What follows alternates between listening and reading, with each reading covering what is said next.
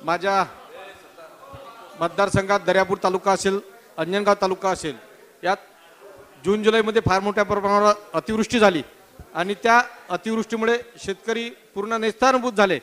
अशातच शेणगाव असेल किंवा इतर भागात तलाट्यानं सर्वे करताना काही शेतकऱ्यांची नावं गाळ केली।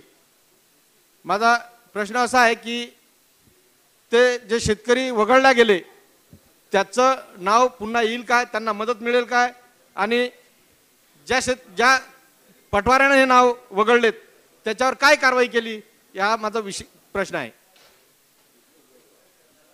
अध्यक्ष महोदय, यामध्ये ज्यावेळेस असं अतिवृष्टी होते याचा पंचनामे करण्याची एक पद्धत आहे।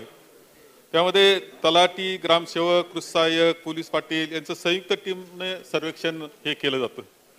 त्यानंतर जे सर्वेक्षण होतं ती यादी ही ग्रामपंचायतच्या बोर्डावर प्रसिद्ध केली जाते।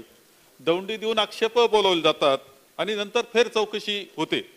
या पद्धतीनं ही यादी होती ती 3/8/21 रोजी प्रसिद्ध केली। आक्षेप सुद्धा 8/8/21 ला घेण्यात आले। तक्रार प्राप्त झाल्यानंतर त्या शेतकऱ्यांचं पूर्णपणे आम्ही पुन्हा एकदा ज्यांचे आक्षेप आहे त्यांची पाहणी केली। 17 शेतकऱ्यांची तक्रार होती की प्रसिद्ध यादीत त्यांचं नाव नाही, वंचित ठेवलंय। अध्यक्ष महोदय, त्यापैकी 6 नाव समाविष्ट झालं आणि त्या पद्धतीने 5 व्यक्तीचं नुकसान ज्यांचं फेर चौकशी समाविष्ट करण्यात आली।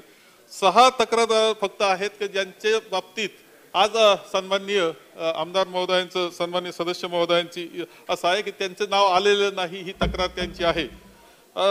अध्यक्ष महोदय, शेंडगाव हे एक गाव असं नाहीये, तर 3-4 गावांचा एकंदर समुदाय त्याला शेंडगाव क्षेत्र म्हणतात।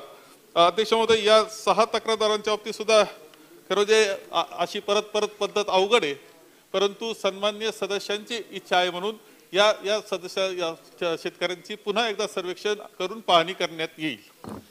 आणि त्या